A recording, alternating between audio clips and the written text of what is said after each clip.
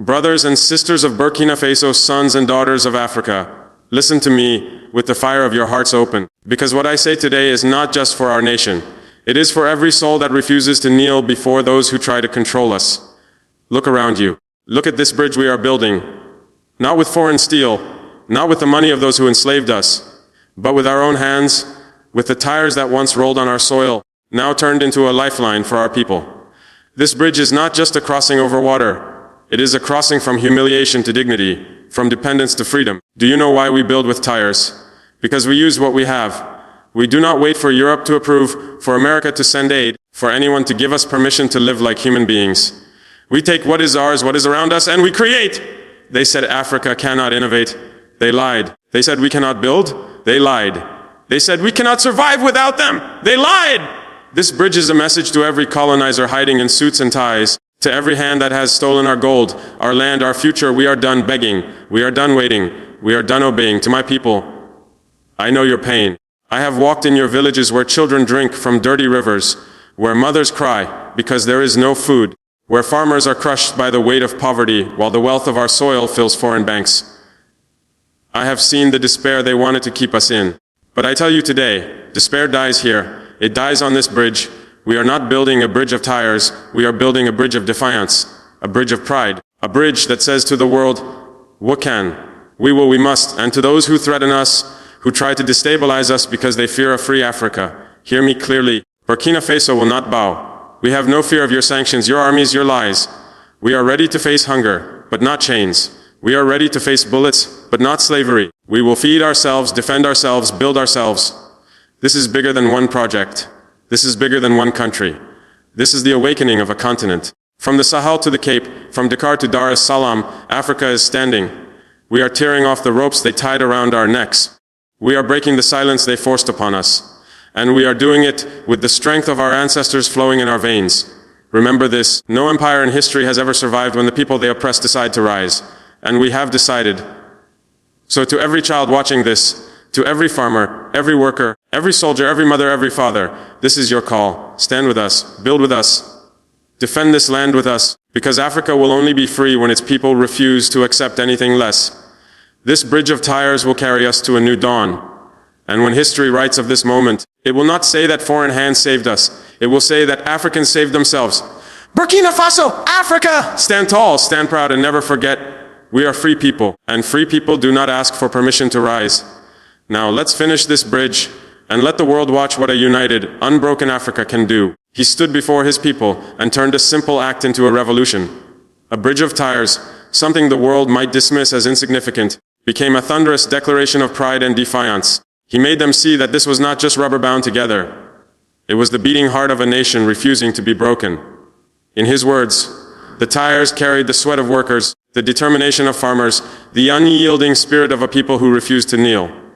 He spoke of how Africa has been told for centuries that it is incapable, that it must depend on others for its survival, that nothing strong can come from its own soil. But with this bridge, he shattered that lie. He showed that greatness is not built with foreign tools, but with the courage to use what is already in your hands. He reminded them that freedom is not given, it is taken. That dignity is not bought, it is earned. As he spoke, people felt the power of his words shaking their doubts, lifting their heads higher. This bridge was not merely crossing a river, it was crossing the line between weakness and strength, between waiting for permission and claiming destiny. And in that moment, every listener felt part of something larger than themselves, a movement where each stone, each tire, each hand working in unity became a weapon against humiliation and a step toward a future no one else could define for them. He stripped away every illusion they had planted in African minds, tearing apart the poisonous myth that without foreign guidance Africa is nothing. He spoke with a fire that burned through decades of lies, exposing how they said Africa cannot innovate, cannot lead, cannot survive on its own. He reminded his people that these were not truths, but chains carefully forged to keep them dependent, begging for what is already theirs. He pointed to the bridge of Tyres as proof that innovation does not come from the outside, but from the courage to trust what lies within. He told them that Africa's strength has always been here, in its people, its land, its history of resilience. But it was hidden under the weight of colonial deception. He called on his people to reclaim that strength, to see themselves not as poor or incapable, but as builders of a future only they can create.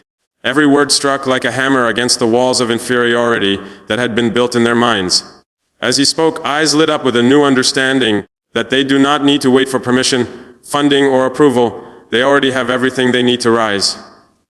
He made them believe not in a government, not in a leader, but in themselves, in the collective power of a continent that has endured everything and still stands unbroken. His voice hardened like steel as he turned to those who seek to break them, leaving no doubt that Burkina Faso would not bend to the will of outsiders. He spoke of the sanctions imposed to starve their people, the threats of armies meant to frighten them, the endless stream of lies designed to turn the world against them. He called these acts nothing more than the desperation of those who fear a free Africa. He told his people that they must be ready to endure hunger, because freedom is worth more than a full stomach. He told them they must be ready to face bullets, because dignity is worth more than life lived in chains. He reminded them that every generation of Africans who fought before them paid a price, so their children would not live as slaves, and now it was their turn to prove worthy of that sacrifice. His words did not tremble, they roared, declaring that no force on this earth can defeat a people who have decided to be free. He painted a vision of courage, so fierce that fear itself seemed to retreat, and those listening felt a strange power rising in their chests. The power of a nation unafraid, a people who would rather die on their feet than live on their knees. He lifted the struggle of Burkina Faso beyond its borders, turning it into a call that echoed across the entire continent. He spoke of how their fight was not just for one nation, but for every African who has been silenced, robbed, and treated as less than human. He reminded them that the chains of colonialism may have changed shape, but they still bind the hands of Africa through exploitation, debt, and control. He called on neighboring nations to see Burkina Faso stand as their own, to understand that if one country dares to break free, it lights a fire for all others to follow. His words carried the weight of unity, telling them that true freedom cannot exist in isolation, that a single liberated nation surrounded by oppression is still in danger. He spoke of an Africa that shares its strength, its resources, its vision, an Africa that refuses to be divided by artificial borders drawn by foreign powers. As he spoke, the people could feel themselves becoming part of something greater than their own village, their own country. They were becoming part of a continental awakening. They could imagine the day when African voices speak as one, when no outside power can dictate their future, when their children grow up proud to belong to a land that stands tall and unbroken.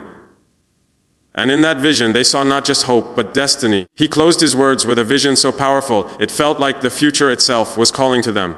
He spoke of a day when no African child would go to bed hungry, when no farmer would be forced to sell his harvest for scraps, while others grow rich from his toil, when no mother would weep because her son or daughter was taken by war fueled by foreign greed. He told them that history will not remember the chains that bound them, but the moment they broke free. He said the world will one day look to Africa, not as a land to be pitied or plundered, but as a force that stood on its own feet and shaped its own destiny. His voice carried a promise that this generation will be the one to finish what their ancestors began, to reclaim what was stolen, to make the sacrifices of those who fought before them worth something. He painted a picture of freedom that was not just survival but pride, not just existence but greatness. As his words sank into the hearts of his people, they felt a fire within them that no enemy could extinguish. The unshakable belief that they were not waiting for a savior, they were becoming their own salvation.